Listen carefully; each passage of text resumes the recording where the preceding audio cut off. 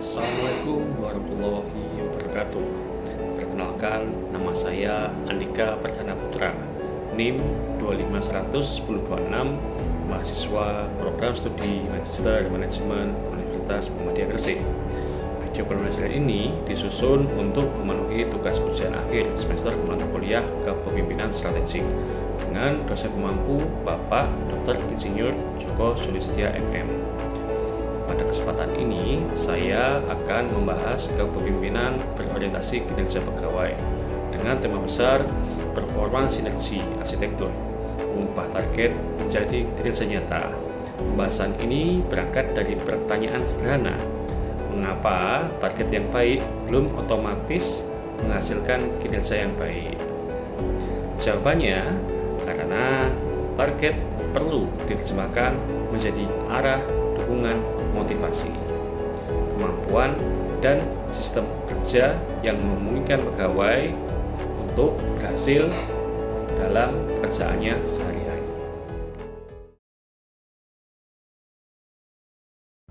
Melalui video ini, saya tidak ingin melihat kinerja sebagai angka di dashboard atau sekedar pencapaian target bulanan. Kinerja adalah hasil dari sebuah arsitektur sinergi. Artinya ada hubungan saling menguatkan antara kepemimpinan strategis, potensi manusia, proses kerja, dan hasil organisasi. Alur pembahasan kita dimulai nanti dari peran pemimpin sebagai katalisator. Setelah itu kita melihat bagaimana teori dan gaya kepemimpinan mempengaruhi cara seorang pemimpin mengarahkan tim. Berikutnya kita masuk ke konsep kinerja pegawai, faktor pembentuknya, cara menilai, cara merumuskan sasaran, hingga bagaimana pemimpin melakukan intervensi dan perbaikan berkelanjutan. Jadi, inti pembelajaran ini adalah memahami bahwa pemimpin tidak hanya menentukan tujuan, pemimpin juga membangun kondisi agar orang-orang di organisasi mampu mencapai tujuan secara nyata dan berkelanjutan. Kepemimpinan pada dasarnya adalah kemampuan untuk mempengaruhi, namun di sini bukan sekedar jabatan atau kewenangan formal. Pengaruh terlihat dari kemampuan seseorang pemimpin membangun pemahaman, memberi arah, serta menggerakkan individu dan kelompok untuk bekerja menuju tujuan yang sama. Pada slide ini, kepemimpinan digambarkan seperti langkah naik. Artinya, pemimpin membantu tim bergerak dari kondisi saat ini menuju tingkat pencapaian yang lebih baik. Agar proses itu terjadi, pemimpin membutuhkan komunikasi yang jelas. Ketika itu tidak jelas, prioritas akan berubah atau tujuan tidak akan dipahami. Maka energi tim bisa mudah terpecah belah. Karena itu, pemimpin strategis harus mampu menyatukan tujuan individu dan kelompok dan tujuan organisasi. Jika pegawai memahami mengapa pekerjaannya penting dan bagaimana kontribusinya bisa berdampak, mereka tidak hanya bekerja untuk menyelesaikan tugas, namun juga memiliki rasa bekerja dengan rasa memiliki terhadap hasil.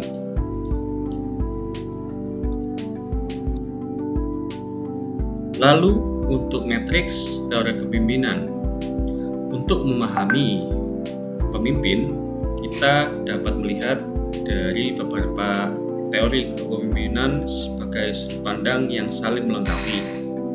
Teori genetik menekankan bahwa sebagian orang memiliki bakat atau kecenderungan bawaan untuk memimpin, namun bakat saja tentu tidak cukup. Teori sosial menegaskan bahwa setiap individu memiliki potensi kepemimpinan dan potensi itu dapat tumbuh karena situasi, pendidikan, pengalaman, serta lingkungan kerja yang tepat. Teori teknologi kemudian menggabungkan keduanya. Seorang dapat memiliki bakat, tapi akan menjadi pemimpin yang lebih baik apabila memperoleh pembelajaran dan pengalaman. Sementara itu, teori kelompok mengingatkan bahwa kepemimpinan bukan proses satu arah. Pemimpin mempengaruhi anggota, tetapi tiap anggota juga mempengaruhi pemimpin melalui respon, masukan, dan dinamika kerja mereka. Maka, dalam organisasi modern, pemimpin yang baik tidak hanya bertumpu pada karisma pribadi. Ia terus belajar, membaca situasi, dan membangun relasi yang sehat dengan tim.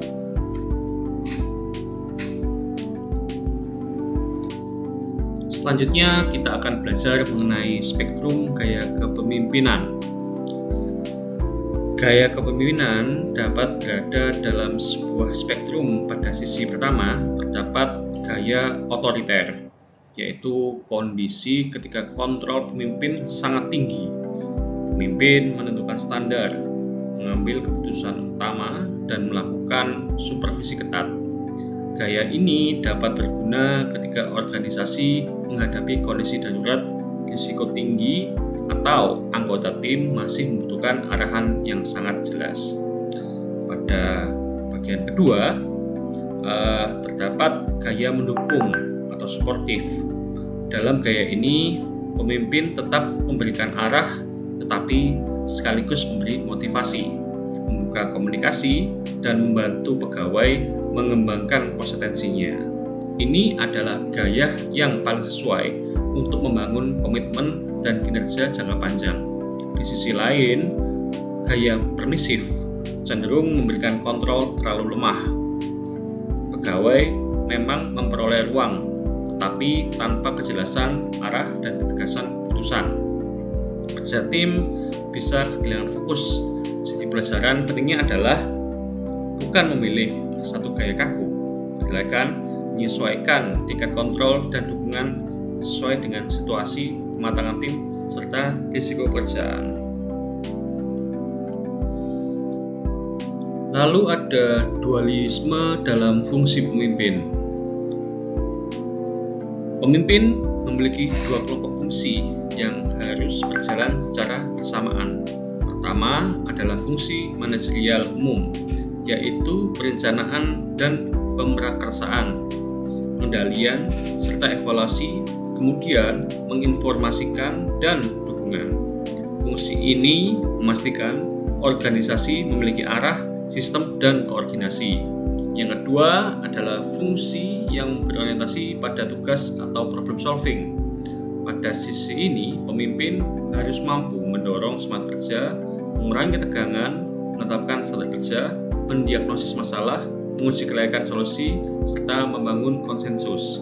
Contohnya, ketika produktivitas tim menurun, pemimpin tidak cukup hanya mengatakan bahwa target harus naik. Ia perlu menetapkan standar yang jelas, mendengar kendala dari tim, meriset data, dan kemudian menentukan apakah masalahnya berada pada kompetensi, beban kerja, alat, proses, atau koordinasi. Dengan cara itu, pemimpin tidak sekedar mengawasi pekerjaan, melainkan benar-benar membantu kita dalam menyelesaikan masalah dan mencapai standar yang ditetapkan. Selanjutnya kita akan melangkah ke manifestasi kapasitas kinerja pegawai. Setelah memahami peran pemimpin, kita masuk kepada hasil nyata yang ingin dibangun, yaitu kinerja pegawai. Kinerja adalah perwujudan dari pekerjaan yang dihasilkan atau diemban oleh pegawai. Dengan kata lain, kinerja menunjukkan kapasitas individu dalam menyelesaikan tugas organisasi sesuai dengan standar yang telah ditetapkan. Namun, kita perlu membedakan antara orang yang terlihat sibuk dan orang yang benar-benar bekerja. Pegawai dapat hadir tepat waktu dan aktif sepanjang hari, tapi apabila hasil pekerjaan tidak akurat, terlambat, atau tidak memberi nilai tambah, maka kinerjanya belum optimal. Sebaliknya, hasil yang tinggi tetapi dicapai dengan mengabaikan prosedur keselamatan atau kerjasama juga bukan gambaran kinerja yang sehat. Karena itu, kepemimpinan berorientasi kinerja bukan tentang menuntut angka semata. Kepemimpinan yang baik memanusiakan potensi, membantu pegawai memahami standar, mengembangkan kemampuan, dan memperoleh dukungan agar kontribusinya benar-benar menjadi karya nyata bagi organisasi. Selanjutnya akan kami jelaskan terkait hukum multiplier performa manusia. Jadi slide ini merangkum logika penting dalam kinerja manusia. Kinerja merupakan hasil dari kemampuan dikalikan motivasi, lalu dikalikan peluang. Rumus ini bersifat perkalian, bukan penjumlahan. Konsekuensinya sangat tegas. Apabila salah satu faktor bernilai 0, maka kinerja akhir akan turun drastis atau bahkan menjadi nihil. Pegawai yang sangat mampu tetapi tidak termotivasi akan cenderung bekerja di bawah potensinya. Pegawai yang sangat termotivasi tetapi belum memiliki kemampuan yang memadai akan rentan melakukan kesalahan. Sementara pegawai yang mampu dan termotivasi tetapi tidak memperoleh peluang berupa alat, akses informasi, waktu, atau sistem yang mendukung juga akan sulit menghasilkan kinerja maksimal. Disinilah tugas pemimpin strategis. Ia tidak hanya menagih output, tapi memastikan 3 kondisi tersebut tersedia. Ia mengembangkan kemampuan melalui pelatihan dan pembinaan, menjaga motivasi melalui keadilan dan apresiasi, serta menciptakan peluang melalui sistem, fasilitas, dan pembagian kerja yang memungkinkan pegawai berhasil. Selanjutnya, saya akan jelaskan mengenai 3 pilar kinerja.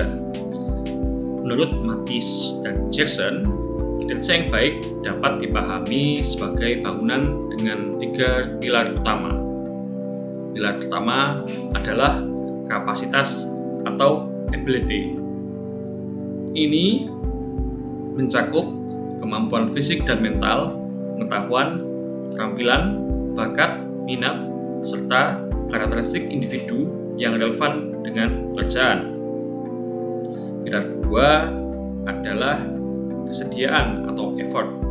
Ini adalah energi yang benar-benar dikeluarkan pegawai dalam bekerja, termasuk motivasi, kehadiran, etos kerja, sikap, dan kemauan untuk berusaha.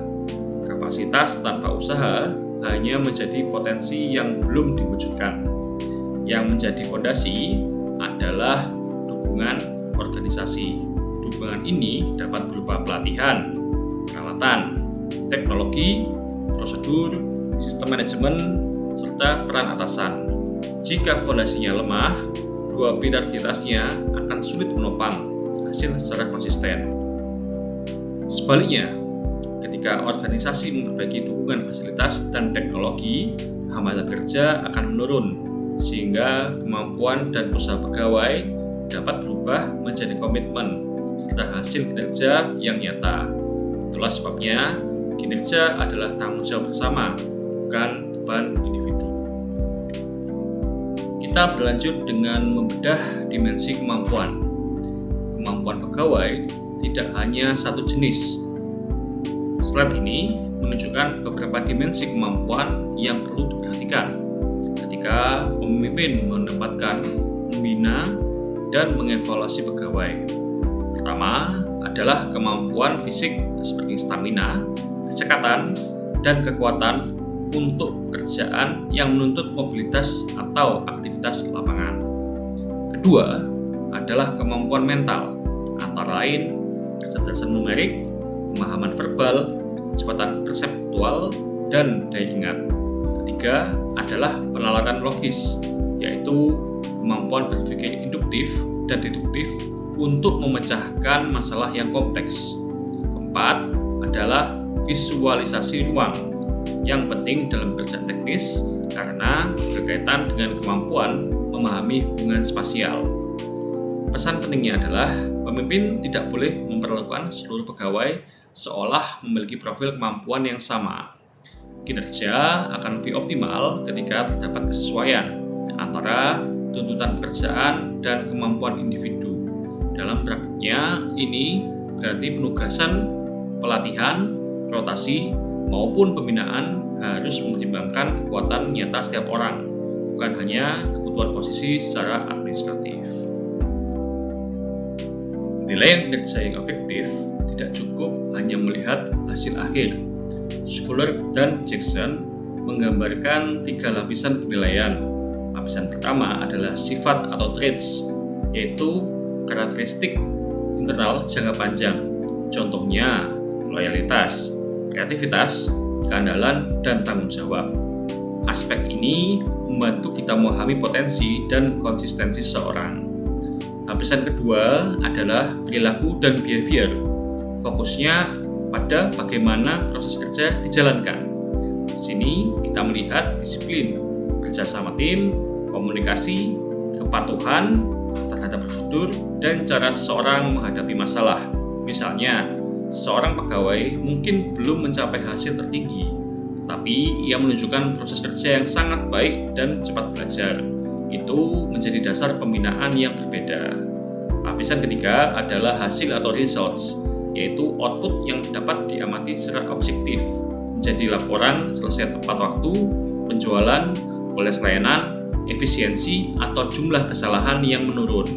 Dengan nilai siapa orangnya, bagaimana cara kerja, dan apa hasilnya. Pemimpin akan memiliki dasar yang lebih adil untuk memberi umpan balik penghargaan maupun rencana pengembangan. Selanjutnya, merancang sasaran dengan SMART. Kinerja membutuhkan sasaran yang jelas. Salah satu alat paling praktis untuk merancang sasaran adalah prinsip SMART. Spesifik berarti sasaran harus jelas dan tidak menimbulkan banyak tafsir. Measurable berarti ada ukuran atau metrik yang dapat dilihat secara transparan. Achievable berarti sasaran cukup menantang tetapi masih masuk akal untuk dicapai. Realistic berarti sasaran mempertimbangkan kapasitas dan sumber daya yang tersedia. Sementara time bound berarti ada batas waktu yang tegas akan tercipta fokus dan urgensi. Contohnya, kalimat tingkatkan pelayanan masih terlalu umum. Akan lebih baik jika dirumuskan menjadi meningkatkan ketepatan penyelesaian dokumen menjadi minimal 98% dalam 3 bulan melalui perbaikan alur, verifikasi, dan briefing harian. Sasaran ini spesifik karena fokus pada ketepatan dokumen, terukur dengan angka 98%, dapat dievaluasi, relevansi dengan layanan, dan memiliki batas waktu 3 bulan. Dengan target SMART, pegawai tidak perlu menebak-nebak ekspektasi atasan. Mereka memahami standar, cara pengukuran, serta horizon untuk waktu mencapai hasil. Selanjutnya, intervensi manajerial proaktif. Ketika kinerja sudah diukur, pemimpin perlu melakukan intervensi secara proaktif. Pertama adalah menjaga objektivitas dan harapan. Manajer harus dapat membedakan kontribusi secara adil, bukan berdasarkan kedekatan personal.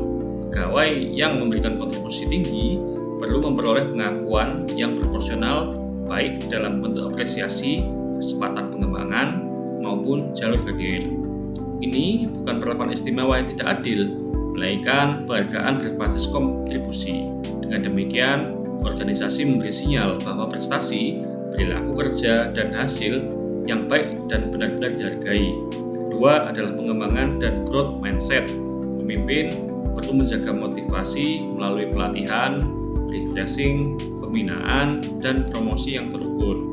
Yang tidak kalah penting adalah komunikasi evaluasi. Hasil penilaian harus disampaikan secara transparan, jujur, spesifik, dan membangun. Umpan balik yang tidak menyerang pribadi pegawai, tetapi menunjukkan fakta, dampak, dan langkah perbaikan. Dari sini, evaluasi tidak terasa sebagai ancaman, melainkan sebagai peluang untuk tumbuh. Tampil diagnostik kendala kinerja. Dalam mengelola kinerja, pemimpin perlu membedakan antara gejala dan akar masalah. Misalnya, motivasi rendah adalah gejala. Akar masalahnya dapat berupa kurangnya inisiatif, intensif, tidak jelasan arah tujuan, atau perasaan bahwa kontribusi tidak dihargai. Solusinya bukan semata-mata menuntut semangat, tetapi merevitalisasi tujuan dan memberi apresiasi secara objektif. Contoh kedua adalah komunikasi buruk. Gejala dapat berupa pekerjaan terulang, kesalahan instruksi, atau koordinasi yang lambat. Akar masalahnya seringkali adalah instruksi yang redundant atau tidak jelas dari pimpinan. Karena itu, solusi yang tepat adalah target smart dan briefing terstruktur. Beban kerja berlebih juga tidak selalu berarti pegawai tidak mampu. Bisa jadi masalahnya delegasi yang lemah atau pembagian kerja yang tidak sesuai kemampuan. Maka, pemimpin perlu memetakan kapasitas baik dan mental tim. Terakhir, teknologi usang dapat menghambat SDM yang sebetulnya sangat berkapasitas. Dalam situasi ini, evaluasi individu saja tidak cukup. Organisasi perlu meningkatkan investasi untuk dukungan dasar.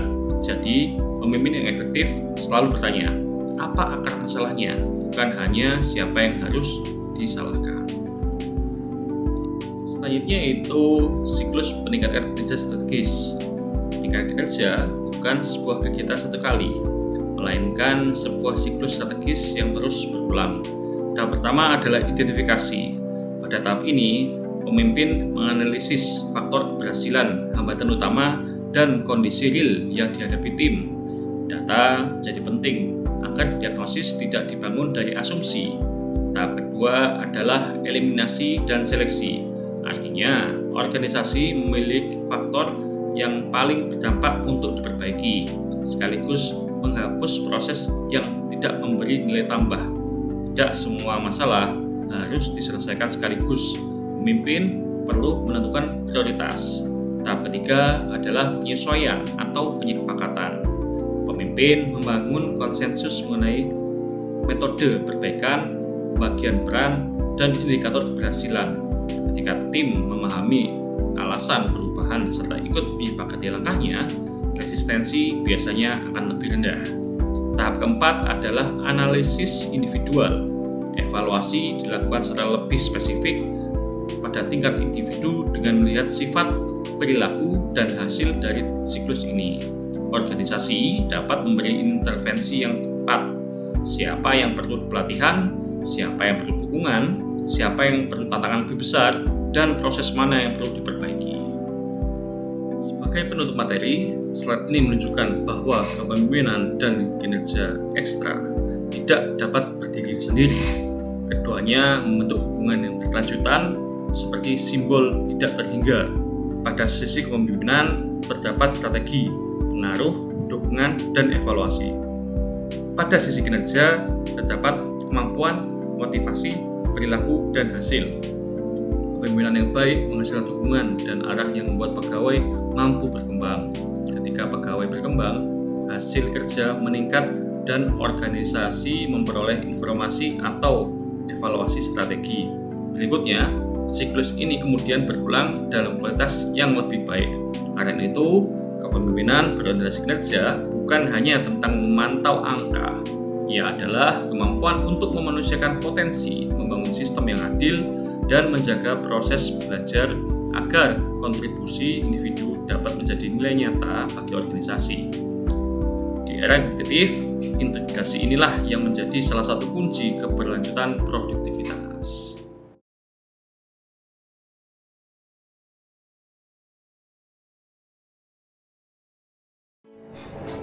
Sebagai kesimpulan, pemimpin yang berorientasi kinerja tidak hanya menetapkan target, ia juga menginspirasi, membimbing, memberdayakan, dan memastikan pegawai memiliki kemampuan, motivasi, serta peluang untuk mencapai target tersebut. Kinerja yang berkelanjutan lahir ketika target jelas, penilaian objektif, komunikasi terbuka, dan dukungan organisasi memadai, dan evaluasi dijadikan sarana untuk pembelajaran.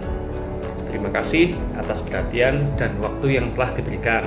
Semoga materi ini bermanfaat dan dapat menjadi inspirasi dalam memimpin untuk menghasilkan kinerja yang lebih baik. Wassalamualaikum warahmatullahi wabarakatuh.